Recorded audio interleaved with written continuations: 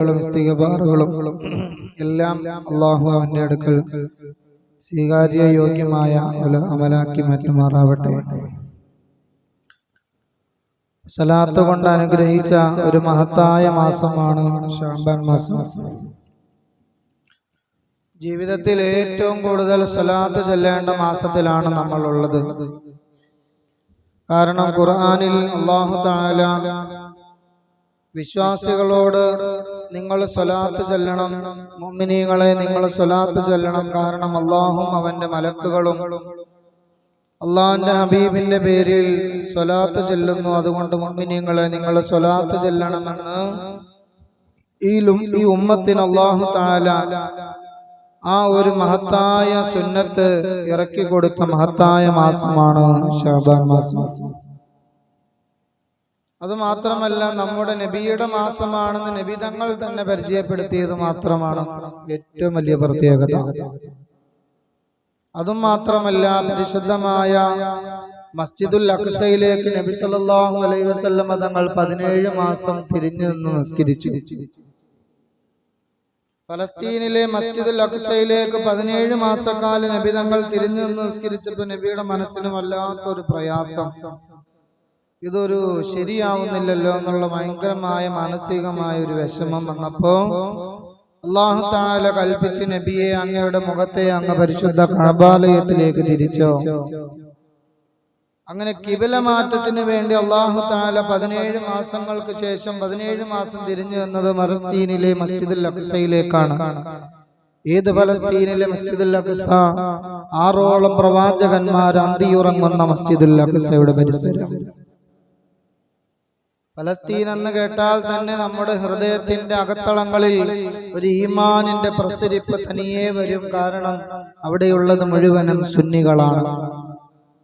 അവിടെയുള്ളവർ മുഴുവനും ഈമാനികമായി അള്ളാഹുവിനെയും അവന്റെ റസൂലിന്റെയും ചര്യ പിൻപറ്റി ജീവിക്കുന്നവരാണ്. അതുകൊണ്ട് തന്നെ അള്ളാഹുവിന് വേണ്ടി അവർ പടപൊരുന്നതിന് കൊണ്ടുകൊണ്ടാണ് ലോകത്തുള്ള മുഴുവൻ ഇമാമുമാരും അവരുടെ മിമ്പറുകളിൽ കയറിയിരുന്നു കൊണ്ട് അള്ളാഹു എന്താണ് ഫലസ്തീനിന് വേണ്ടി ദുആ ചെയ്യുന്നത്. മഹാനായ ഖലീലുല്ലാഹി ഇബ്രാഹിം നബി അലൈഹിസ്സലാത്തു വസ്സലാം നമ്മളെല്ലാം ഹജ്ജിന് പോകുന്നത് മഹാനവറുകളുടെ കുടുംബ ജീവിതം അയവിറക്കിക്കൊണ്ടാണ്. ആ മഹാനായ ഖലീലുല്ലാഹി ഇബ്രാഹിം നബി അലൈഹിസ്സലാത്തു വസ്സലാം അന്ത്യവിശ്രമം കൊള്ളുന്നത് ഫലസ്തീനിലാണ്. ജീവിതത്തിൽ എന്തോരം പ്രയാസങ്ങൾ അനുഭവിച്ച പ്രവാചകന്, ജീവിതത്തിൽ എത്രയോ പ്രയാസങ്ങൾ അനുഭവിച്ച്, വേദനകൾ അനുഭവിച്ച്, യാതനകൾ അനുഭവിച്ച് നല്ല ഒരു മാതൃകയായതുകൊണ്ടാണ് ഖുർആൻ പറഞ്ഞത് ഫത്തബിഉ മില്ലത ഇബ്രാഹിം ഹനീഫ. സത്യതൽപരനായ ഇബ്രാഹിം നബിയുടെ മില്ലത്ത് നബിയെ അങ്ങ് പിൻപറ്റിക്കോ. ആ ഇബ്രാഹിം നബി ജീവിതത്തിൽ അനുഭവിക്കേണ്ടി വന്ന പ്രയാസങ്ങളും യാതനകളും കഷ്ടപ്പാടുകളും എല്ലാം ഈ ഉമ്മത്ത് അതേപടി പിന്തുടരുന്നത് കൊണ്ടാണ് ഹജ്ജിലും ഉംറയിലും മറ്റു അമലുകളിലും എല്ലാം ആ ഇബ്രാഹിം നബിയുടെ ത്യാഗം നമ്മൾ ഒരിക്കലും മറക്കാൻ പാടില്ല. ഇബ്രാഹിം നബീനെ ഓർക്കാത്ത ഒരു നിസ്കാരം പോലുമില്ല. നമ്മൾ നിസ്കരിക്കുന്ന നിസ്കാരത്തിലും 2 പ്രാവശ്യം മഹാനായ ഖലീലുല്ലാഹി ഇബ്രാഹിം സലാത്തുൽ ഇബ്രാഹിമിയെ നമ്മൾ 2 പ്രാവശ്യം, ആദ്യത്തെ അത്തഹിയ്യാത്തിലും അവസാനത്തെ അത്തഹിയ്യാത്തിലും നമ്മൾ ചൊല്ലുന്നത്. അപ്പൊ അവിടെ ഇബ്രാഹിം നബീനെ മറക്കാൻ പാടില്ല. എന്തുകൊണ്ട്? ത്യാഗങ്ങൾ അനുഭവിച്ചത് കൊണ്ട്. പിന്നെയോ അദ്ദേഹം അന്ത്യവിശ്രമം കൊള്ളുന്ന ഫലസ്തീനിന്റെ മണ്ണിലും ആ മണ്ണിനെയും ആക്രമിച്ചു കൊണ്ടിരിക്കുന്നു. ഒന്ന് ചിന്തിച്ചു നോക്കൂ നിങ്ങൾ. അല്ലാഹു തആല ഒരു മനുഷ്യനെ മരണശേഷവും പരീക്ഷിക്കുമ്പോൾ ആ പരീക്ഷണങ്ങളെയെല്ലാം മഹാനവറുകൾ ഇരു കൈയും നീട്ടി സ്വീകരിച്ച് ക്ഷമയോടെ അതിൽ നിന്നെല്ലാം പാഠം ഉൾക്കൊണ്ട പ്രവാചകനാണ് മഹാനായ ഖലീലുല്ലാഹി ഇബ്രാഹിം. അപ്പൊ ഇബ്രാഹിം നബിയെ നമ്മൾ സ്മരിക്കുകയും ഒക്കെ ചെയ്യുന്നത് പോലെ തന്നെ അള്ളാഹുവിന്റെ റസൂലിന് വേണ്ടി ഏറ്റവും കൂടുതൽ സ്വലാത്ത് ചൊല്ലേണ്ട മാസമാണ് ശഅബാൻ മാസം. ഈ മാസത്തിൽ നമ്മുടെ ഹൃദയങ്ങളിലുള്ള കറകളെ നമ്മൾ കഴുകിക്കളയണം. നമ്മുടെ ഹൃദയത്തിൽ ഒരുപാട് കറകളുണ്ട്. നമ്മുടെ ഹൃദയത്തിൽ ഒരുപാട് കുറ്റങ്ങൾ വന്ന് അടഞ്ഞുകൂടി ഹൃദയം കറുത്തു പോയിട്ടുണ്ട്. മനുഷ്യൻ ഓരോ തെറ്റ് ചെയ്യുമ്പോഴും അവന്റെ ഹൃദയം ഇങ്ങനെ കറുത്ത് ഒരു കറുത്ത പുള്ളി അവന്റെ ഹൃദയത്തിൽ വന്നിങ്ങനെ വീഴും. ഹജറുൽ അസ്വദ് സ്വർഗത്തിൽ നിന്നിറക്കിയപ്പോൾ അത് വെളുത്ത കല്ലായിരുന്നു എന്നാണ് ഹദീസുകളിൽ കാണാം. മക്കയിൽ വരുന്ന ജനങ്ങൾ അതിനെ മുത്തി അതിനെ ചുംബിച്ച് മക്കയിൽ ഹജ്ജിന് വരുന്നവരുടെ പാപങ്ങൾ വലിച്ചെടുത്ത് ആ ഹജറിൽ നിന്നാണ് കറുത്ത കല്ല് ആയിപ്പോയി. ഹജറുൽ അസ്വദ് കറുത്ത കല്ല്. സ്വർഗത്തിൽ നിന്നും ആ കല്ലിനെ അല്ലാഹു ഇറക്കുമ്പോൾ അത് വെളുത്ത കല്ലായിരുന്നു. പാപങ്ങളേറിയതായ മനുഷ്യൻ കഅബാലയത്തിൽ ചെന്നുകൊണ്ട് അത് തവാഫ് ചെയ്തിട്ട് ഹജറുൽ അസ്വദ് മുത്തി മണക്കുമ്പോൾ ആ മനുഷ്യന്റെ പാപങ്ങളെ ആ കല്ല് വലിച്ചെടുക്കുന്നു. ആ കല്ല് മുത്തിയിട്ടുള്ളവർ ആരെങ്കിലും ഇവിടെ ഉണ്ടെങ്കിൽ ഒന്ന് കൈവക്കിയേ. മാഷാ അല്ലാഹ്, മാഷാ അല്ലാഹ്, ഭാഗ്യവാന്മാരാണ്. അത് ചുംബിക്കാൻ മഹത്തായ ഭാഗ്യമാണ്. നാസർക്ക് പോയിട്ടുണ്ടോ? മാഷാ അല്ലാഹ്, തൗഫീഖാണ്. അവിടെ പോകാനും കഴിഞ്ഞ മജ്ലിസിൽ നമ്മുടെ സ്വലാത്തിന്റെ മജ്ലിസിൽ ഉണ്ടായിരുന്ന അന്തർക്കായും കുടുംബവും പോയിട്ടുണ്ട്. അതൊരു ഹരമാണ്, അതൊരു തൗഫീഖാണ്, അതൊരു ത്വാഅത്താണ്. അല്ലാഹു തആല അതിവിദൂരമല്ലാത്ത ഭാവിയിൽ ഉമ്മറും കുടുംബവും പോകുന്നുണ്ട്. അല്ലാഹു തൗഫീഖ് ചെയ്യുമാറാവട്ടെ. ഓണം ആഫിയത്തും ആരോഗ്യവുമുള്ള സമയത്ത് പോകാനും അത് മുത്താനും അല്ലാഹു തൗഫീഖ് ചെയ്തു അനുഗ്രഹിക്കുമാറാവട്ടെ. മനുഷ്യൻ തെറ്റ് ചെയ്യുമ്പോൾ അവന്റെ ഹൃദയത്തിൽ ഇങ്ങനെ ഒരു കറുത്ത പുള്ളി വന്ന് വീഴുന്നതാണ്.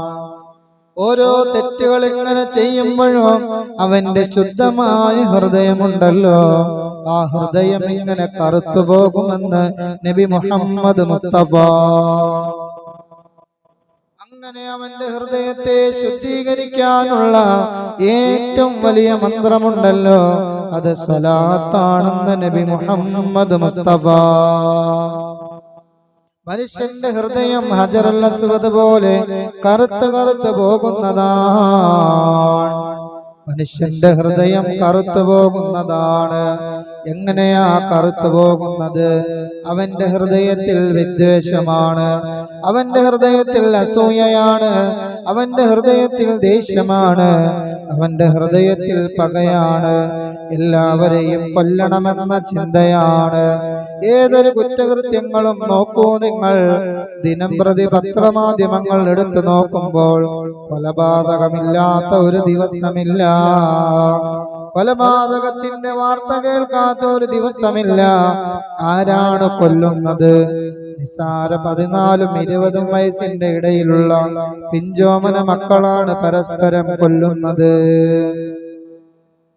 ക്ലോസറ്റിൽ തല മുക്കിയിട്ട് അവന്റെ തല ക്ലോസറ്റിലേക്ക് കൂട്ടുകാരനാണ്, സഹപാഠിയാണ്.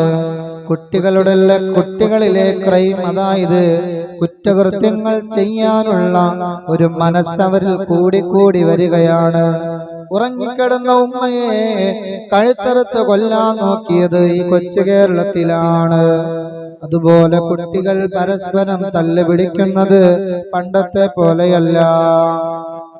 മക്കള് സ്കൂളിൽ പോകുമ്പോ നമുക്ക് പേടിയാണ്, തല്ലൊടുത്തം കൂടുമ്പോ പണ്ടത്തെ പോലെയല്ല, മക്കൾക്ക് ദേഷ്യം കൂടുതലാണ്.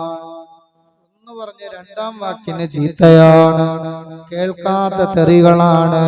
കുട്ടികൾ അധികവും അവരറിയാതെ തന്നെ ലഹരിയിലേക്ക് പോയിക്കൊണ്ടിരിക്കുന്നു. അവര് കുടിക്കുന്ന ഡ്രിങ്ക്സുകൾ അത് ലഹരിയാണ്. അവര് കുടിക്കുന്ന ബേക്കറികളിൽ അവര് കഴിക്കുന്ന പഫ്സ് പോലെയുള്ളതും ലഹരിയാണ്. മിഠായികൾ ലഹരിയാണ്. പണ്ടത്തെ പോലെയല്ല, അവര് കഴിക്കുന്നത് മുഴുവനും അവർക്ക് ലഹരിയാണ്.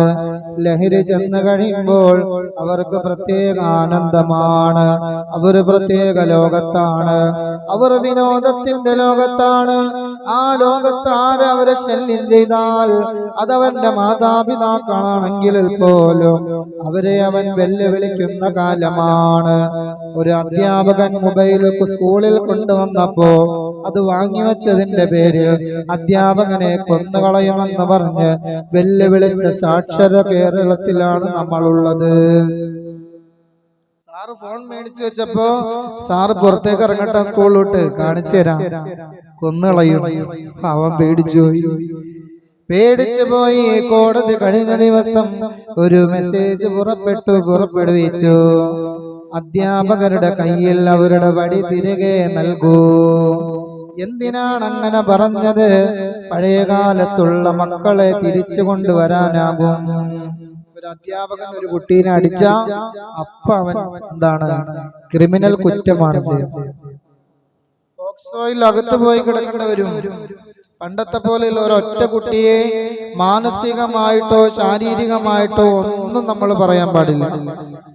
സർക്കാർ സ്കൂളുകളുടെ മതിലുകളിൽ എഴുതി വെച്ചിട്ടുണ്ട് സർവശിക്ഷാഭിയാൻ. എല്ലാ ശിക്ഷയിൽ നിന്നും കുട്ടി എന്താണ് സുരക്ഷിതനായിരിക്കണമെന്നാണ്. മാനസിക പീഡനം പാടില്ല, ശാരീരിക പീഡനം പാടില്ല. പണ്ട് കാലത്ത് നമ്മൾ പഠിക്കാതെ വന്നാൽ നമ്മുടെ മാതാപിതാക്കൾ എന്താണ് അധ്യാപകർ നല്ല ശിക്ഷ തരുമായിരുന്നു. വീട്ടിൽ ചെന്ന് പറഞ്ഞാൽ മാതാപിതാക്കൾ പറയും അൽഹംദുലില്ലാഹ്, നന്നായുള്ളൂ, നിനക്ക് 2 കൂടി വേണമായിരുന്നു. ഇങ്ങനെ പറയുന്ന കാലം എത്രയോ നല്ല കാലമായിരുന്നു. അന്ന് കുട്ടികൾ ചെയ്തിരുന്ന തെറ്റ് ആകെ ഒരു പുകവലിക്കും, ആരും കാണാതെ ഒരു പുകവലിക്കും. പിന്നെയോ വല്ലപ്പോഴും സിനിമക്ക് പോവും, അല്ലേ? ഇതൊക്കെയായിരുന്നു പണ്ടത്തെ ഏറ്റവും വലിയ തെറ്റ്. ആരും കാണാതെ ബീഡി എവിടെയെങ്കിലൊക്കെ കടയിൽ പോയിരുന്ന ഒരു കുറ്റിപ്പി എന്താണ് പല ചെറിയ ബീഡിയൊക്കെ മേടിച്ച് ഒരു വലിയൊക്കെ വലിച്ചിട്ട് ആരെങ്കിലും കാണുന്നുണ്ടെങ്കിൽ പെട്ടെന്ന് എന്ത് ചെയ്യും, മാറ്റി പേടിച്ച്. അങ്ങനെയൊക്കെയായിരുന്നു പണ്ടത്തെ തെറ്റ്. ഇപ്പോഴുള്ള തെറ്റങ്ങനെയല്ല. ഇപ്പോൾ ഒരു കുട്ടി തെറ്റിലേക്ക് പോകുന്നത് അവനും അല്ലാഹുവും മാത്രമാണ് അറിയുന്നുള്ളൂ. എങ്ങനെയാണ് കുട്ടികൾ തെറ്റിലേക്ക് പോകുന്നത്? അവന്റെ തലച്ചോറിന്റെ സിരകളിൽ അവൻ പോലും അറിയാതെ രഹസ്യമായി അവൻ ഉപയോഗിച്ച MDMA എന്ന ഒരു സാധനം 100 ഗ്രാമിന് താഴെയുള്ളൂ, 50 ഗ്രാമിൽ താഴെയുള്ളൂ. അവനിങ്ങനെ ഒരു പൊടിയാണ്, ആ പൊടി അവന്റെ മൂക്കിൽ വെച്ച്, മൂക്കിന്റെ തെല്ലത്ത് വെച്ച് അവൻ തലച്ചോറിലേക്ക് വലിച്ചു കയറ്റിയതാണ്. അല്ലെങ്കിൽ അവൻ നിലത്തിട്ട് കൊണ്ട് അതിൻ്റെ അകത്തിങ്ങനെ മണത്തുകൊണ്ട് അവന്റെ തലച്ചോറിലേക്ക് സിരകളിലേക്ക് അടിച്ചു കയറ്റലാണ്. ഇത് എവിടെ നിന്നാണ് നമ്മുടെ മക്കൾ കണ്ടുപഠിച്ചത്? അവൻ പഠിച്ചത് സിനിമയിൽ നിന്നാണ്. സിനിമാ ലോകമെന്നത് വേറൊരു ലോകമാണ്. സിനിമാ ലോകത്ത് നിന്നാണ് ഇവിടുത്തെ ഓരോ പാശ്ചാത്യ സംസ്കാരങ്ങൾ നമ്മുടെ കുടുംബത്തിലേക്ക് വന്നുകൊണ്ടിരിക്കുന്നത്. നമ്മുടെ നാടുകൾ മലീമസമാകുന്നത്, നമ്മുടെ കുടുംബങ്ങൾ ബറക്കത്തില്ലാതെ പോകുന്നത്. നേരെ സന്ധ്യയായാൽ ഏതെങ്കിലും മക്കൾ വീട്ടിലിരുന്ന് യാസീൻ ഓതുന്നുണ്ടോ? ഏതെങ്കിലും മക്കൾ ഖുർആൻ ഓതുന്നുണ്ടോ? ഏതെങ്കിലും മക്കൾ സ്വലാത്ത് ചൊല്ലുന്നുണ്ടോ? പണ്ടുള്ള കാലം എന്ത് രസമായിരുന്നു. ഉപ്പയും ഉമ്മയും നിസ്കരിക്കാൻ തുടങ്ങിയാൽ മക്കൾ ഉടനെ തന്നെ അവരും കയറുന്നതാണ്. മാലയെടുത്ത് സ്വലാത്ത് ചൊല്ലുന്നതായിരുന്നു. അവർ ഹദ്ദാദ് കഴിക്കുന്ന മക്കളായിരുന്നു. ഉമ്മ ഇശാ നിസ്കാരം കഴിഞ്ഞ് ഹദ്ദാദ് കഴിഞ്ഞ് യാസീനോദി കഴിയുമ്പോഴേക്കും ഇശാ നിസ്കാരത്തിന് ബാങ്ക് കൊടുക്കുമ്പോൾ അത് കണ്ടുകൊണ്ട് പെൺമക്കൾ വീട്ടിൽ നിസ്കരിച്ചിരുന്ന കാലമുണ്ടായിരുന്നു. ഇപ്പോൾ അങ്ങനെയല്ല. എല്ലാവരുടെയും കയ്യിൽ മൊബൈലാണ്. എല്ലാവരും അവരുടേതായ ലോകത്താണ്. എല്ലാവരും വിനോദത്തിലാണ്. എല്ലാവരും വിനോദത്തിലാണ്. ഒരു മൊബൈൽ എടുത്ത ഒരു 1-2 മണിക്കൂർ അതിനകത്ത് റീൽസ് നോക്കിക്കൊണ്ടിരിക്കാൻ അവന് ഒരു മടിയുമില്ല. പരിശുദ്ധമായ ഖുർആനിന്റെ ആ മുസഹഫ് എടുത്ത് വെച്ചുകൊണ്ട് ഒരു പേജ് ഓതിയാൽ എന്തൊരു പ്രതിഫലമാണ്, എന്തൊരു പ്രതിഫലമാണ്. പക്ഷേ ഇബ്ലീസ് അവനെ തോന്നിപ്പിക്കുന്നതല്ല. ഒരു 9 മണിയാകുമ്പോ 9, 10, 11, 12 4 മണിക്കൂർ അല്ലെങ്കിൽ 3 മണിക്കൂർ ഈ മൊബൈലിലേക്ക് കിടക്കാൻ നേരം ഭക്ഷണം കഴിഞ്ഞ് നോക്കിയിരുന്നാലും അവന്റെ കൊതി തീരില്ല, അവന്റെ ആഗ്രഹം മടുക്കൂല. വാട്സപ്പുമല്ല, അതുപോലെ തന്നെ എന്താണ് ഫേസ്ബുക്കുമല്ല, ഇൻസ്റ്റഗ്രാം എന്ന് പറയുന്ന ഒരു സംഭവമുണ്ട്. ഇൻസ്റ്റഗ്രാമിലൂടെ എന്തെല്ലാം പേക്കൂത്തുകളാണ് നടക്കുന്നത്, എത്രയോ എത്ര ഒളിച്ചോട്ടങ്ങളാണ് നടക്കുന്നത്, എത്രയോ എത്ര ഹറാമുകളാണ് നടക്കുന്നത്, എത്രയോ എത്ര അക്രമങ്ങളാണ് നടക്കുന്നത്. മുസ്ലിമേ, നീ ചിന്തിക്കണേ, നിന്റെ കൊച്ചിന് നീ മൊബൈൽ വാങ്ങിക്കൊടുത്ത അന്നു മുതൽ നിന്റെ കുടുംബമായിട്ടുള്ള ബന്ധം അവൻ വിച്ഛേദിച്ചതാ. നിന്റെ കുടുംബമായിട്ടുള്ള ഉപ്പയും മകനുമായിട്ടുള്ള ബന്ധം അവൻ അവിടെ വിച്ഛേദിച്ചതാണ്. പറഞ്ഞിട്ട് കാര്യമില്ല, കാലത്തിന്റെ മുന്നേയാണ് അവൻ പാഞ്ഞുകൊണ്ടിരിക്കുന്നത്. അതുകൊണ്ട് എന്റെ മുസ്ലിമേ, സലാത്ത് നിന്റെ ജീവിതത്തിൽ പതിവാക്കണം. എന്തുകൊണ്ടാണെന്നറിയുമോ? കല്ലാബൽ റാന അലാ ഖുലൂബിഹിം മാ കാനൂ യക്സിബൂൻ. ഹൃദയത്തിൽ ഇങ്ങനെ അഴുക്ക് വന്നു കൂടിക്കൊണ്ടിരിക്കും. ഏതുപോലെ ഹജറുൽ അസ്വദ് കറുത്തുപോയതുപോലെ. കല്ലാബൽ റാന അലാ ഖുലൂബിഹിം മാ കാനൂ യക്സിബൂൻ. കള്ളു കുടിക്കുമ്പോൾ, ചീട്ട് കളിക്കുമ്പോൾ, ചൂതാട്ടങ്ങൾ നടത്തുമ്പോൾ, കൊലപാതകങ്ങൾ ചെയ്യുമ്പോൾ, വ്യഭിചരിക്കുമ്പോൾ എന്ന് വേണ്ട ഓരോരോ കുറ്റകൃത്യങ്ങൾ ചെയ്യുമ്പോൾ നിന്റെ ഹൃദയമതാ കറുത്ത് പോകുന്നു. എന്നിട്ടോ നബി സല്ലല്ലാഹു അലൈഹി വസല്ലമ തങ്ങൾ പറഞ്ഞു, എന്താ പറഞ്ഞതെന്നറിയുമോ? തസ്തൗ ഖുലൂബു ബനി ആദം.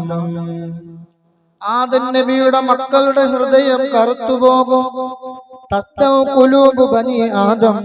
ആദം നബിയുടെ മക്കളാണോ എന്നാ നമ്മുടെ ഹൃദയം കറുത്തുപോകും. എങ്ങനെയാണ്? കമാ യസ്തൗൽ ഹദീദു ഇദാ അസാബഹുൽ മാഉ.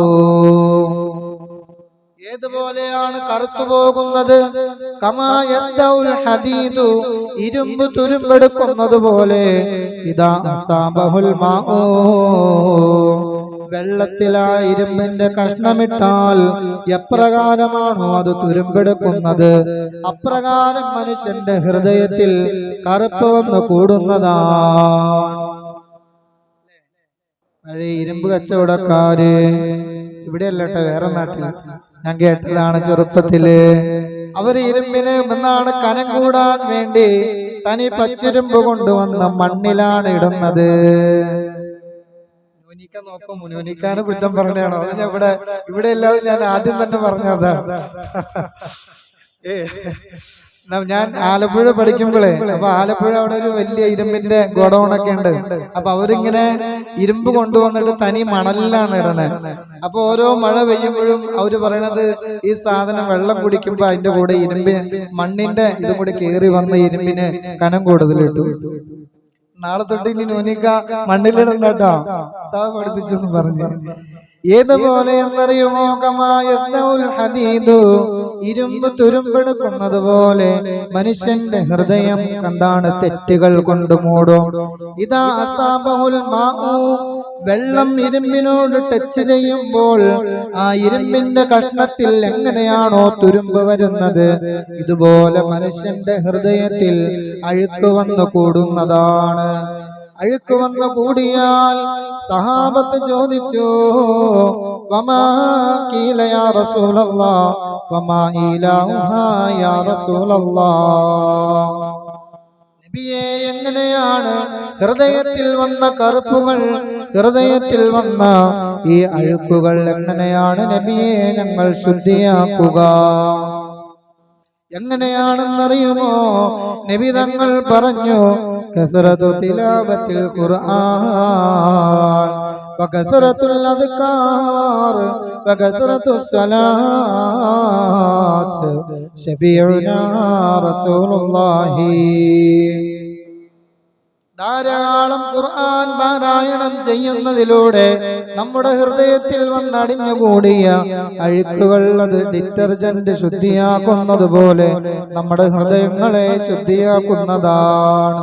വകസറത്തുൽ അദ്കാർ, ധാരാളം ദിക്റുകൾ ചൊല്ലിയാൽ, അതുപോലെ വകസറത്തു തിലാവത്തിൽ ഖുർആൻ, വകസറത്തു സ്വലാത്തി അലൻ നബി, നബി തങ്ങളുടെ മേൽ സ്വലാത്ത് ചൊല്ലുന്ന മുസ്ലിമേ, നിന്റെ ഹൃദയം സംശുദ്ധമാകുമെന്ന് നബി മുഹമ്മദ് മുസ്തഫ. ഈ സ്വലാത്തിലൂടെ നമ്മുടെ ഹൃദയങ്ങൾ ശുദ്ധിയാവുന്നതാണ്. ദിക്റിലൂടെ നമ്മുടെ ഹൃദയങ്ങളിലെ കറകൾ അല്ലാഹു കഴുകിക്കളയോ.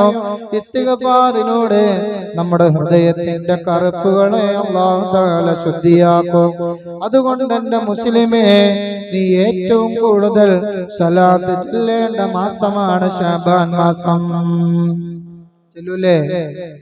ചെല്ലണം. എല്ലാ ദിവസവും നമ്മൾ ചെല്ലണം. 100 സ്വലാത്ത് പോലും ചെല്ലാത്ത ഒരൊറ്റ ദിവസം പോലും ഉണ്ടാവാൻ പാടില്ല. എല്ലാ ദിവസവും സ്വലാത്ത് ചൊല്ലണേ. സ്വലാത്ത് നിന്റെ സ്വർഗ്ഗത്തിലേക്ക് എത്തിക്കുമെന്ന് നബി മുഹമ്മദ് മുസ്തഫ.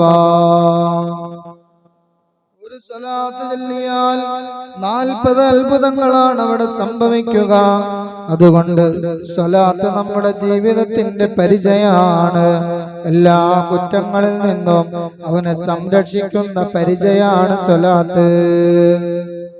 അല്ലാഹുവിന് നന്ദി ചെയ്യണം. നമ്മുടെ മക്കൾ നമ്മളെ അനുസരിക്കാതെ വരുമ്പോൾ, മുസ്ലിമേ, പണ്ട് കാലത്ത് നിന്റെ ഉമ്മാമ്മമാര്, നിന്റെ ഉപ്പാപ്പമാര് സലാത്തുന്നാരിയ നിന്റെ വീട്ടിൽ ചൊല്ലിയിരുന്ന കാലമുണ്ടായിരുന്നു. എന്ത് വന്നാലും അവർ 4444 സലാത്തുന്നാരിയ. ഇന്ന് ആ സലാത്ത് പോലും പുതിയ മക്കൾക്ക് അറിഞ്ഞുകൂടാ.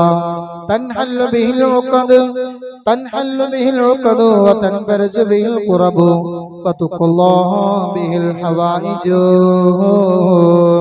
ആ സ്വലാത്തിൽ തന്നെ പറയുന്നുണ്ട്, നിന്റെ എല്ലാ മുറാദുകളും ഹാസിലാകുന്നത് ഈ സ്വലാത്ത് കൊണ്ടാണ്.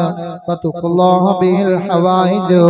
ദുനിയാവിൽ എന്ത് ആഗ്രഹമാണ് നിനക്കുള്ളത്, ദുനിയാവിൽ എന്ത് ഉദ്ദേശമാണ് നിനക്കുള്ളത്, ആ മുറാദുകൾ മുഴുവനും, ആ ഉദ്ദേശങ്ങൾ മുഴുവനും വീട്ടിൽ തരുന്നത് സ്വലാത്താണ്. എന്നാ സ്വലാത്തിൽ തന്നെ പറയുന്നു, തൻഹല്ലു ബിഹിൽ ഉഖദു, എല്ലാ വിഷമങ്ങളും അവൻ അല്ലാഹു ആ സ്വലാത്തിലൂടെ നമുക്ക് അഴിച്ചു തരുന്നു. എന്തെന്ത് പ്രശ്നങ്ങൾ വന്നാലും പണ്ട് നമ്മൾ ചൊല്ലാറുണ്ടായിരുന്നതാ.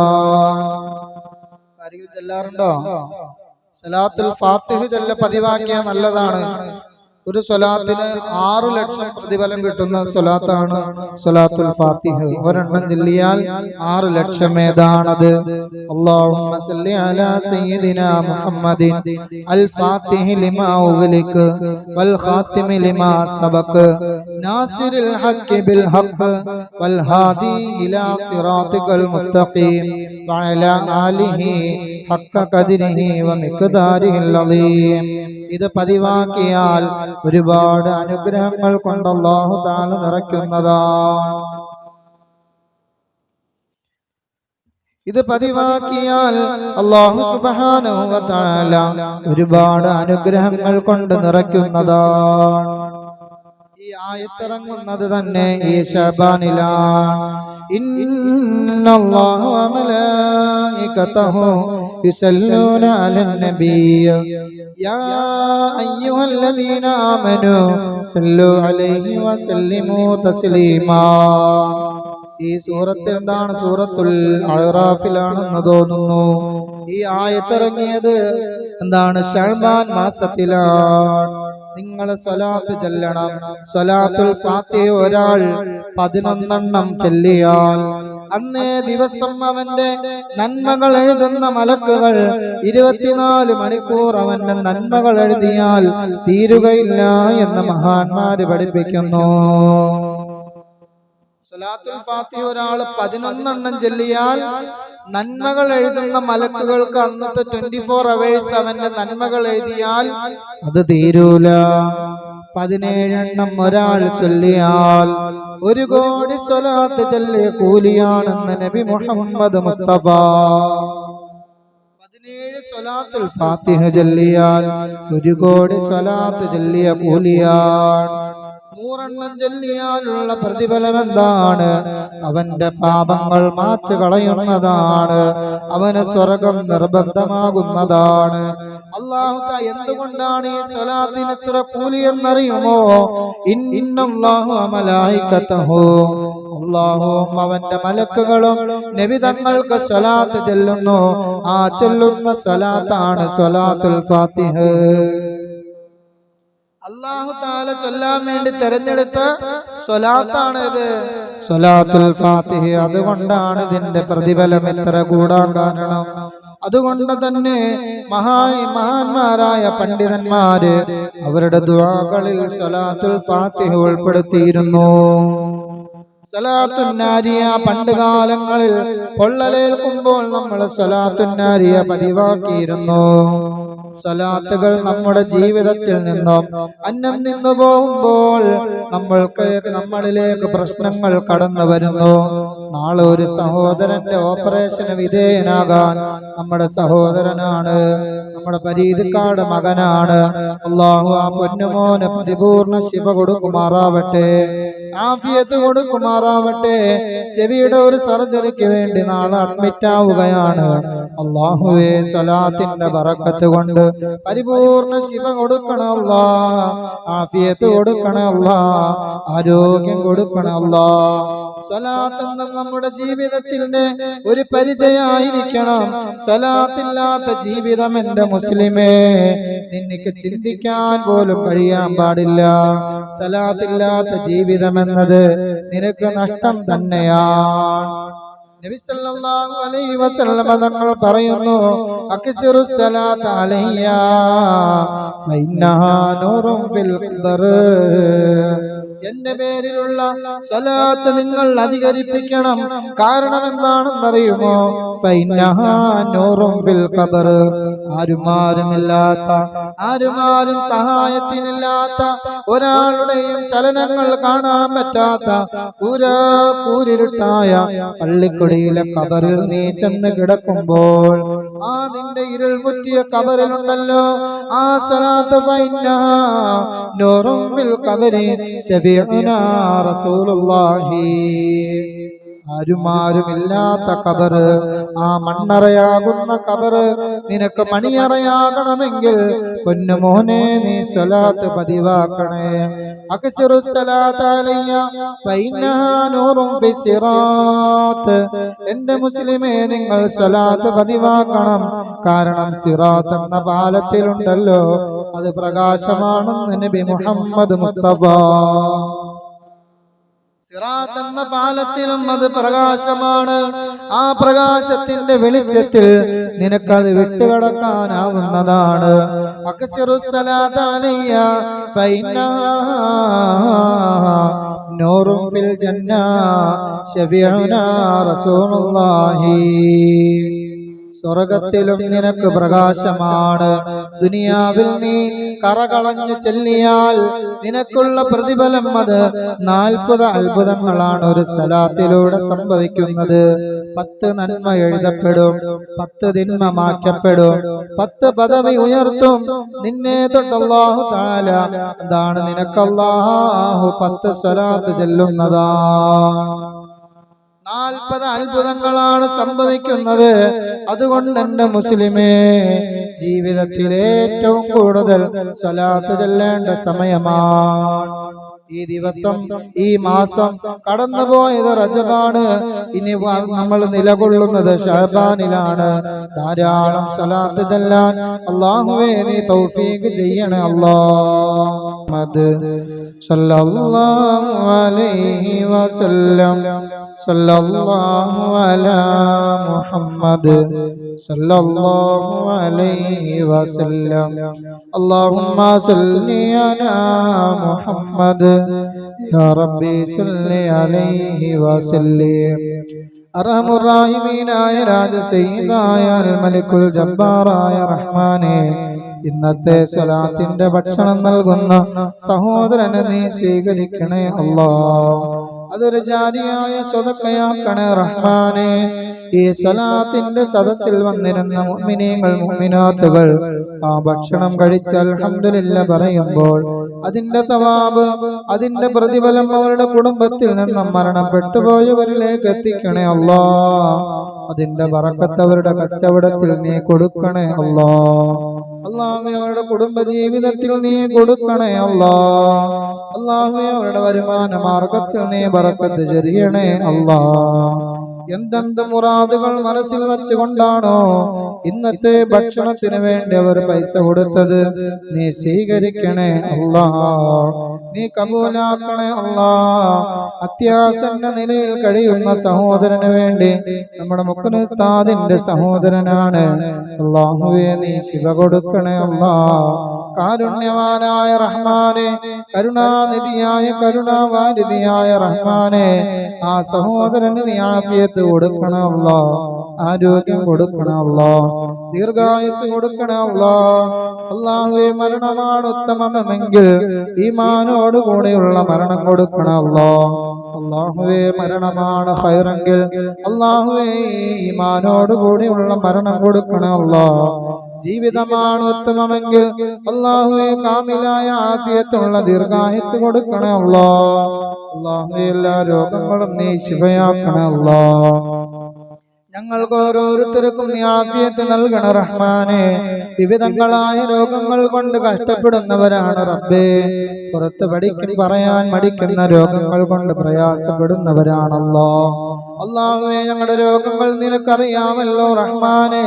അല്ലാഹുവേ ഞങ്ങളുടെ ഏതെല്ലാം അവയവങ്ങൾക്ക് വേദനയുണ്ടെന്നറിയുന്ന റബ്ബേ. കോടാനുകോടി ജീവജാലങ്ങളുടെ ശ്വാസോച്ഛ്വാസം അറിയുന്ന റബ്ബേ. കോടാനുകോടി ജീവജാലങ്ങളുടെ ചലനങ്ങളെ നിയന്ത്രിക്കുന്ന റഹ്മാനെ. ഈ സ്വലാത്തിൽ വന്നിരിക്കുന്ന ഞങ്ങളുടെ എല്ലാവരുടെയും രോഗങ്ങൾ നീ ശിഫയാക്കണേ അല്ലാ. ഞങ്ങളുടെ വേദനകൾ നീ ശിഫയാക്കണേ അല്ലാ.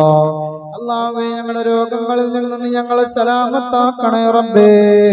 അല്ലാഹുവേ പടച്ചവനെ, നാളെ ഓപ്പറേഷന് വിധേയനാകുന്ന ആ ചെറുപ്പക്കാരന് നീ ആഫിയത്ത് കൊടുക്കണം അല്ലാ. അല്ലാഹുവേ ചെവി സംബന്ധമായ ബുദ്ധിമുട്ടാണ്, നീ ശിഫ കൊടുക്കണേ അല്ലാ. നീ ആഫിയത്ത് കൊടുക്കണേ അല്ലാ. നീ ആരോഗ്യം കൊടുക്കണം അല്ലാ. അല്ലാഹുവേ അവിടുത്തെ മക്കളെ അനുഗ്രഹിക്കണം അല്ലാ. അവിടുത്തെ മാതാപിതാക്കളെ അനുഗ്രഹിക്കണേ അല്ലാ. അല്ലാഹുവേ ഞങ്ങളുടെ എല്ലാവരെയും നീ ഏറ്റെടുക്കണേ അല്ലാ. ഞങ്ങൾ ചൊല്ലുന്ന സ്വലാത്തിന്റെ ബറക്കത്ത് കൊണ്ട് ഞങ്ങൾക്കെതിരിൽ വരുന്ന മുസീബത്തുകളെ നീ തട്ടി നീക്കണേ അല്ലാ. അല്ലാഹുവേ ഒരു പനി പോലും തന്ന് നീ ഞങ്ങളെ ആരെയും പരീക്ഷിക്കല്ലേ അല്ലാ. അത് താങ്ങാനുള്ള കഴിവ് ഞങ്ങൾക്കില്ല റഹ്മാനെ. അല്ലാഹുവേ ഞങ്ങളുടെ സമ്പാദ്യങ്ങൾ ഹോസ്പിറ്റലുകളിൽ കൊണ്ടുപോയി വലിച്ചെറിയേണ്ട രോഗങ്ങളെ തൊട്ട് കാക്കണം അല്ലാ. മുറാദുകൾ ഹാസിലാവാൻ വേണ്ടി പറഞ്ഞിരിക്കുന്നു, നീ സഫലീകരിക്കണേ റബ്ബേ. ഹൃദയത്തിന്റെ അടിത്തളങ്ങളിൽ ഒളിഞ്ഞിരിക്കുന്ന ഞങ്ങളുടെ ആഗ്രഹങ്ങളെ നീ സഫലീകരിക്കണം അല്ലാ. മരണപ്പെട്ട പിതാവിന് വേണ്ടി ദുആ ചെയ്യാൻ പറഞ്ഞിരിക്കുന്നു റബ്ബേ. ആ ഉപ്പയുടെ ഖബർ നീ സ്വർഗമാക്കണം അല്ലാ. ഖബർ വിശാലമാക്കണം അല്ലാ. ദുനിയാവിൽ ചെയ്ത പാപങ്ങൾ പൊറുക്കണം അല്ലാ. അല്ലാഹുവേ ഞങ്ങളുടെയും ആഖിബത്ത് നന്നാക്കണം അല്ലാ. രോഗം ശിഫയാവാൻ വേണ്ടി ദുആ ചെയ്യാൻ പറഞ്ഞിരിക്കുന്നു, നീ ശിഫ കൊടുക്കണം അല്ലാ. അല്ലാഹുവേ മക്കൾക്ക് സ്വാലിഹീങ്ങളായ സന്താനങ്ങളെ നീ കൊടുക്കണം റഹ്മാനെ. കൺകുളിർമേകുന്ന സന്താനങ്ങളെ കൊടുക്കണം അല്ലാ. ഗർഭിണിയായ പൊന്നുമോള് നീ അനുഗ്രഹിക്കണം അല്ലാ. അല്ലാഹുവേ കൺകുളിർമേകുന്ന മാതാപിതാക്കളെ അനുസരിക്കുന്ന ദീനിയായ മക്കൾക്ക് ജന്മം കൊടുക്കാൻ നീ മഹാസൗഭാഗ്യം ചൊരിയണേ അല്ലാ. അല്ലാഹുവേ ഞങ്ങളുടെ മക്കളെ നീ അനുഗ്രഹിക്കണേ അല്ലാ. ദീനിന് ഉപകരിക്കുന്ന മക്കളാക്കണേ റഹ്മാനെ. മാതാപിതാക്കളെ അനുസരിക്കുന്ന മക്കളാക്കണേ അല്ലാ. മരിച്ചാലും ഖബറിന്റെ അരികിൽ വന്ന് സലാം പറയുന്ന മക്കളാക്കണേ അല്ലാ. അല്ലാഹുവേ മരണപ്പെട്ടു പോയ മാതാപിതാക്കളെ നീ അനുഗ്രഹിക്കണേ അല്ലാ. അല്ലാഹുവേ അവരുടെ നന്മയുടെ കിതാബ് വലങ്ങയിൽ കൊടുക്കണം അല്ലാഹ്. ചോറ് മേടിക്കുന്ന വീരാകുട്ടിക്കാട് മരുമകൻ മരണപ്പെട്ടു പോയി. അല്ലാഹുവേ അവരുടെ ഖബർ നീ സ്വർഗമാക്കണം അല്ലാഹ്. അല്ലാഹുവേ ഒരുപാട് വേദനകൾ സഹിച്ച് ഒരുപാട് കാലം രോഗത്തിലായി കഴിഞ്ഞ സഹോദരനാണ്, നീ പൊറുക്കണേ അല്ലാഹ്, ഖബർ സ്വർഗമാക്കണേ അല്ലാഹ്. അല്ലാഹുവേ ഗർഭിണിയായ മകൾക്ക് സുഖപ്രസവത്തിന് വേണ്ടി ദുആ ചെയ്യാൻ പറഞ്ഞിട്ടുണ്ട് റഹ്മാനെ, നീ ആഫിയത്ത് കൊടുക്കണേ അല്ലാഹ്, നീ ആരോഗ്യം കൊടുക്കണേ അല്ലാഹ്. അല്ലാഹുവേ സുഖപ്രസവം കൊടുക്കണേ റഹ്മാനെ, നിന്റെ കാരുണ്യത്തിന്റെ ചിറക് നീ വിരിച്ചു കൊടുക്കണേ അല്ലാഹ്.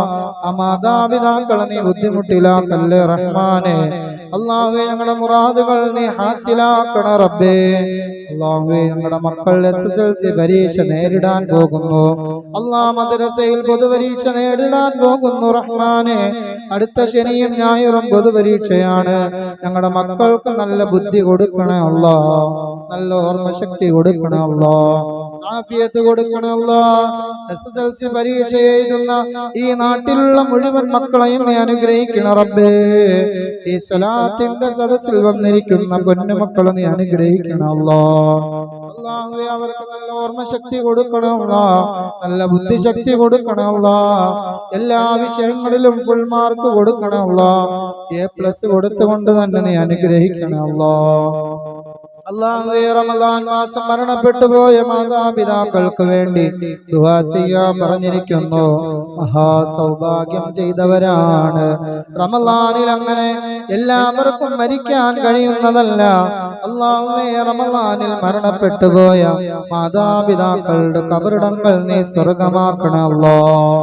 അല്ലാഹുവേ പടച്ചവനെ, അതുപോലെ കൊച്ചിന്റെ അസുഖം മാറാൻ വേണ്ടി പറഞ്ഞിരിക്കുന്നു. എന്തെന്ത് രോഗമാണെങ്കിലും കാമിലായ ശിഫ കൊടുക്കണേ അല്ലാഹ്. ഷാഫിയായ റഹ്മാനെ നീ ശിഫയാക്കണേ അല്ലാഹ്. എന്ത് രോഗമാണെന്ന് നിനക്കറിയാമല്ലോ റഹ്മാനെ, നീ ശിഫയാക്കണേ റബ്ബേ, നീ ശിഫ നൽകണേ അല്ലാഹ്. SSLC പരീക്ഷയിലും പൊതുപരീക്ഷയിലും നല്ല ഉന്നത വിജയത്തോടെ പാസ്സാകുവാൻ വേണ്ടി ദുആ ചെയ്യാൻ പറഞ്ഞിരിക്കുന്നു. അല്ലാഹുവേ നല്ല വിജയം കൊടുക്കണം അല്ലാഹ്, നല്ല മാർക്ക് കൊടുക്കണം അല്ലാഹ്. മുട്ടുവേദന മാറാൻ ദുആ ചെയ്യാൻ പറഞ്ഞിട്ടുണ്ട് റഹ്മാനെ, നീ ശിഫയാക്കണേ അല്ലാഹ്. അല്ലാഹുവേ ശരീരങ്ങളുടെ ഏതെല്ലാം അവയവങ്ങൾ വേദന കൊണ്ട് പ്രയാസപ്പെടുന്നുണ്ടോ ആ അവയവങ്ങൾക്കെല്ലാം നീ ഖുവ്വത്ത് കൊടുക്കണം അല്ലാഹ്, ആഫിയത്ത് കൊടുക്കണം അല്ലാഹ്. ഈ സ്വലാത്തിന്റെ ബറക്കത്ത് കൊണ്ട് നീ ശിഫ കൊടുക്കണം റഹ്മാനെ. അല്ലാഹുവേ വിനീതനായ എന്റെയും മുട്ടുകാല് വേദനയുണ്ട്, ശിഫയാക്കണേ അല്ലാഹ്. സ്വലാത്തിന്റെ ബറക്കത്ത് കൊണ്ട് ശിഫ നൽകണേ അല്ലാഹ്. കാരുണ്യവാനായ കരുണാനിധിയായ റഹ്മാനെ, ഞങ്ങളുടെ വേദനകളെല്ലാം നീ സലാമത്താക്കണേ അല്ലാഹ്. മരണപ്പെട്ടു പോയ വല്യാപ്പാക്കും വല്യമ്മാക്കും നീ പൊറുക്കണേ അല്ലാഹ്. രോഗാവസ്ഥയിൽ കഴിയുന്ന മാതാവിന് അല്ലാഹുവേ നീ ശിഫ കൊടുക്കണേ അല്ലാഹ്, നീ ആഫിയത്ത് കൊടുക്കണേ അല്ലാഹ്, നീ ആരോഗ്യം കൊടുക്കണേ അല്ലാഹ്. അല്ലാഹുവേ മരണപ്പെട്ടു പോയ ഭർത്താവിന് വേണ്ടി ദുആ ചെയ്യാൻ പറഞ്ഞിരിക്കുന്നു റഹ്മാനെ. സഹോദരിയാണ് പറഞ്ഞത്, അല്ലാഹുവേ നീ സ്വീകരിക്കണേ അല്ലാഹ്. ആ ഭർത്താവിന്റെ ഖബർ നീ വിശാലമാക്കണേ അല്ലാഹ്. സ്വർഗം കൊടുത്ത് അനുഗ്രഹിക്കണേ റബ്ബേ. ദുനിയാവിൽ വന്നുപോയ പോരായ്മകളെ പരിഹരിക്കണേ അല്ലാഹ്.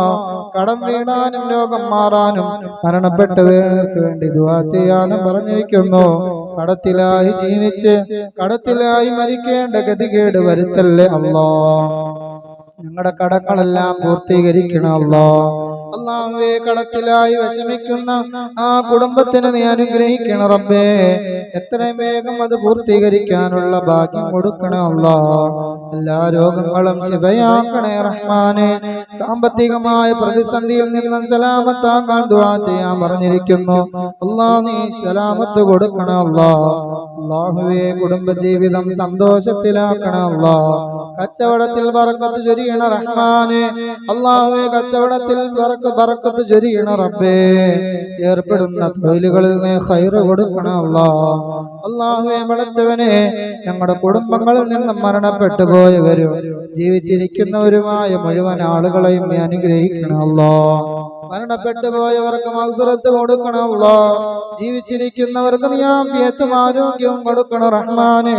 അല്ലാഹുവേ, സഹോദരന്റെ മനസ്സിന്റെ ബുദ്ധിമുട്ട് മാറാൻ ദുആ ചെയ്യാൻ പറഞ്ഞിരിക്കുന്നു. നീ ശിഫയാക്കണേ അല്ലാ. അല്ലാഹുവേ, ബുദ്ധിമുട്ടുകളെ നീ മാറ്റി കൊടുക്കണം അല്ലാ. ഈ സ്വലാത്തിന്റെ സദസ്സിന്റെ ബറക്കത്ത് കൊണ്ട് നീ മാറ്റി കൊടുക്കണം അല്ലാ.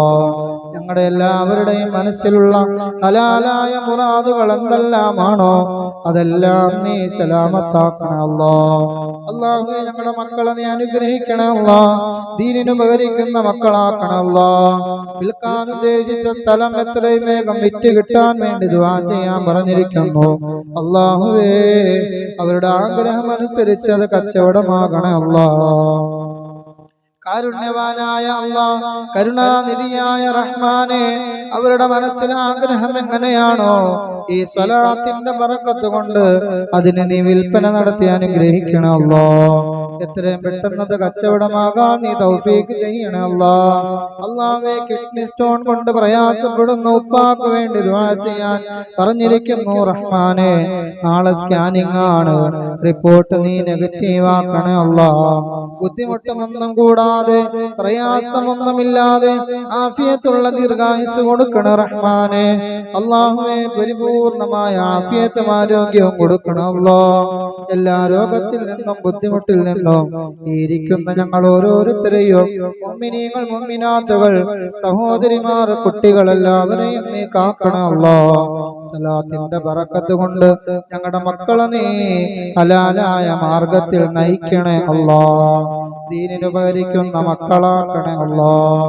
അല്ലാഹുവേ, പടച്ചവനെ, ഞങ്ങളുടെ മക്കളെ കൊണ്ട് പ്രയാസപ്പെടുന്ന ഒരു ബുദ്ധിമുട്ടിൽ നീ ഞങ്ങളെ പെടുത്തരുതേ അല്ലാഹ്. മക്കളെ കൊണ്ട് നോവിക്കുന്ന, മക്കളെ കൊണ്ട് നോവിലാവുന്ന, പ്രയാസത്തിലാവുന്ന ഒരു ബുദ്ധിമുട്ടും നീ ഞങ്ങൾക്ക് വരുത്തല്ലേ റഹ്മാനെ. ഞങ്ങളുടെ മക്കളുടെ രോഗങ്ങൾ ശിവയാക്കണേ അല്ലാഹ്. ആഫിയത്തും ആരോഗ്യവും നൽകണേ റഹ്മാനെ. അല്ലാഹുവേ, കൂട്ടത്തിൽ പലരും ഉംറയ്ക്ക് പോകാൻ ആഗ്രഹിക്കുന്നവരാണ്. അതിവിദൂരമല്ലാത്ത ഭാവിയിൽ ആ മഹാസൗഭാഗ്യം നീ അവർക്ക് കൊടുക്കണം അല്ലാഹ്. പോയിട്ട് വന്നവരുണ്ട് റബ്ബേ, അവരുടെ ഉംറയും സിയാറത്തും നീ സ്വീകരിക്കണേ റഹ്മാനെ. അല്ലാഹുവേ, പരിശുദ്ധമായ ഹജ്ജിന് പോയവരുണ്ട്, ഹജ്റുൽ അസ്വദ് മുത്തിയവരുണ്ട്, അതെല്ലാം നീ സ്വീകരിക്കണേ അല്ലാഹ്. അല്ലാഹുവേ, അതിന്റെ എല്ലാം ബറക്കത്ത് അവരുടെ കുടുംബങ്ങളിൽ നീ ഉണ്ടാക്കണേ റഹ്മാനെ. അല്ലാഹുവേ, അതിന്റെ എല്ലാം ബറക്കത്ത് കൊണ്ട് അവർക്ക് സർവ്വവിധ ഐശ്വര്യങ്ങളും നീ തുറന്നു കൊടുക്കണേ അല്ലാഹ്. അല്ലാഹുവേ, പലവിധത്തിലുള്ള മുറാദുകൾ പറഞ്ഞുകൊണ്ട് പലരും ദുആ ചെയ്യാൻ പറഞ്ഞിട്ടുണ്ട്. വിദേശ രാജ്യത്ത് ഒരു സംരംഭം തുടങ്ങാൻ ആഗ്രഹിക്കുന്നു എന്ന് ഒരു സഹോദരൻ വന്ന് പറഞ്ഞു. മക്കളാണ് തുടങ്ങുന്നത്, നീ വിജയിപ്പിക്കണേ അല്ലാഹ്. നീ സലാമത്തിലാക്കണേ അല്ലാഹ്. നീ ഖൈറിലാക്കണേ അല്ലാഹ്. അല്ലാഹുവേ, 2 വർഷക്കാലമായി ഈ പള്ളിയുടെ പരിപാലനം വളരെ ഭംഗിയായി ചെയ്യുന്ന പരിപാലന കമ്മിറ്റി അൽഹംദുലില്ലാഹ്, അവർ ഒരുപാട് നസീമമായ പ്രവർത്തനങ്ങൾ കാഴ്ചവെച്ചു. നീ സ്വീകരിക്കണേ അല്ലാഹ്. അല്ലാഹുവേ, ആ കമ്മിറ്റിയുടെ കീഴിലുള്ള അവസാന സലാത്താണത്, നീ സ്വീകരിക്കണേ അല്ലാഹ്.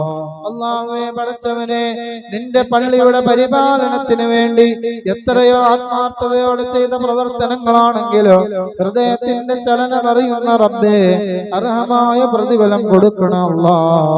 കാരുണ്യവാനായ റബ്ബേ, അർഹമായ പ്രതിഫലം അവർ ഓരോരുത്തർക്കും നീ കൊടുക്കണം അല്ലാഹ്. അല്ലാഹുവേ, ഈ ദീനീ സ്ഥാപനം കെടാത്ത വിളക്കായി ഖിയാമത്ത് നാൾ വരെ ഇതിനെ പരിപാലിക്കാനുള്ള കഴിവും തന്റെ ഇടവും സാമർത്ഥ്യവും ഈ നാട്ടിലെ യുവാക്കൾക്ക് നീ കൊടുക്കണം അല്ലാഹ്. ഈ നാട്ടിലെ കാരണവന്മാർക്ക് നീ കൊടുക്കണം അല്ലാഹ്. അല്ലാഹുവേ, ദീനിനെ സ്നേഹിക്കുന്ന, ദീനിനെ ഇഷ്ടപ്പെടുന്ന, ദീനിനെ നെഞ്ചോട് നേർക്കുന്ന നല്ല സുന്ദരമായ കരങ്ങളിൽ ഇതിന്റെ ഭദ്രമായ കെട്ടുറപ്പ് നീ ഏൽപ്പിക്കണേ അല്ലാഹ്. അല്ലാഹുവേ, പള്ളിക്ക് വേണ്ടി ഒരുപാട് ആളുകൾ സഹായിച്ചവരുണ്ട്, സാമ്പത്തികമായി സഹായിച്ചവരുണ്ട്, ശാരീരികമായി സഹായിച്ചവരുണ്ട്. റഹ്മാനെ, എല്ലാവരെയും നീ സ്വീകരിക്കണേ റബ്ബേ. അല്ലാഹുവേ, സോളാറിലേക്ക് സഹായം ചെയ്തവരുണ്ട്, നീ കബൂലാക്കണേ അല്ലാഹ്. അല്ലാഹുവേ, ഷീറ്റിടുന്നതിന് വേണ്ടി സഹായിച്ചവരുണ്ട്, നീ സ്വീകരിക്കണേ അല്ലാഹ്. അള്ളാഹുവേ കടന്നു വരുന്ന വഴിയിൽ കോൺക്രീറ്റ് ചെയ്യുന്നതിന് സഹായിച്ചവരുണ്ട്, നീ സ്വീകരിക്കണേ അല്ലാ. അള്ളാഹുവേ ഏസി തരാൻ മേടിച്ച് തന്ന സഹോദരനുണ്ട്, നീ സ്വീകരിക്കണേ അല്ലാ. ഈ മുസല്ല വിരിക്കാൻ സഹായിച്ചവരുണ്ട്, നീ സ്വീകരിക്കണേ അല്ലാ. ജാരിയായ സ്വതക്കയാക്കണേ അല്ലാ. അള്ളാഹുവേ പള്ളിയിലെ അള്ളാഹുവേ മക്കൾക്ക് വേണ്ടി ഇരിക്കാനുള്ള ഫാൻ തന്നവരുണ്ട് അല്ലാ. അള്ളാഹുവേ നീ സ്വീകരിക്കണേ അല്ലാ. അള്ളാഹുവേ പടച്ചവനെ ഈ പള്ളിയിലേക്ക് സാമ്പത്തികമായി സഹായം ചെയ്യുന്ന മുഅ്മിനീങ്ങൾ മുഅ്മിനാത്തുകളെ സ്വീകരിക്കണം അല്ലാ. ഉസ്താദുമാർക്ക് ഭക്ഷണം തരുന്നവരുണ്ട്, ആ കുടുംബങ്ങളെ നീ അനുഗ്രഹിക്കണം അല്ലാ. അത് നീ പാഴാക്കല്ല റഹ്മാനെ. ഇവിടെ ഭക്ഷണം പാകം ചെയ്യുന്ന സഹോദരനുണ്ട്, അള്ളാഹുവേ നീ ആഫിയത്തും ആരോഗ്യം കൊടുക്കണം അല്ലാ. അള്ളാഹുവേ അള്ളാഹു ഇവിടത്തെ സ്വലാത്തിന് ഭക്ഷണം പാകം ചെയ്യുന്നവനാണ്, അള്ളാഹു നീ സ്വീകരിക്കണേ അല്ലാ. അള്ളാഹുവേ ഇവിടുത്തെ സഹോദരിമാരുണ്ട്, ഉസ്താദുമാർക്ക് ഭക്ഷണം കൊടുത്തു വിടുന്നവരാണ്, അള്ളാഹു നീ ആഫിയത്ത് കൊടുക്കണം അല്ലാ. നീ ആരോഗ്യം കൊടുക്കണം അല്ലാ. സ്വർഗീയ ഭക്ഷണം പകരം കൊടുക്കണം അല്ലാ. ഇതിന്റെ ബറക്കത്ത് കൊണ്ട് അവരുടെ കുടുംബങ്ങളിൽ നിന്നും ദാരിദ്ര്യം നീ തുടച്ചു മാറ്റണേ അല്ലാ. ഞങ്ങളുടെ ദുആഇനെ നീ സ്വീകരിക്കണേ അല്ലാ. അല്ലാഹുവേ പള്ളിക്ക് ചുറ്റും അന്ത്യവിശ്രമം കൊള്ളുന്ന മുഅ്മിനീങ്ങൾ മുഅ്മിനാത്തുകൾ എല്ലാവരെയും നീ സ്വീകരിക്കണേ അല്ലാ. അവരെ ഞങ്ങളെയും നിന്റെ അനുഗ്രഹീത സ്വർഗ്ഗത്തിൽ നീ ഒരുമിപ്പിക്കണേ അല്ലാ. ഞങ്ങളുടെ ആഖിബത്ത് നന്നാക്കണേ അല്ലാ. കലിമ ചൊല്ലി മരിക്കാനുള്ള ഭാഗ്യം നൽകണേ അല്ലാ. اللهم افتح لنا ابواب الخير وابواب البركه وابواب القوه وابواب العافيه وابواب السلامة وابواب الرزق وابواب الفضل يا رب العالمين. اللهم اغفر للمؤمنين والمؤمنات والمسلمين والمسلمات الأحياء منهم والأموات إنك مجيب الدعوات يا قاضي الحاجات. ربنا آتنا في الدنيا حسنة وفي الآخرة حسنة وقنا عذاب النار. آمين برحمتك يا أرحم الراحمين. بحق صلى الله على محمد صلى الله عليه وسلم صلى الله